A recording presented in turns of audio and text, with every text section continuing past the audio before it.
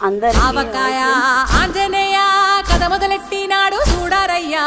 దీనంతా చూడగట్టి చెట్టు దులిపినాడు అంజయ్య ఎర్ర ఛాయ కోతి అవతార వెంటమాయ కట్టి సేత పట్టకుండా కాయ కోసినాడు కపిలయ్యా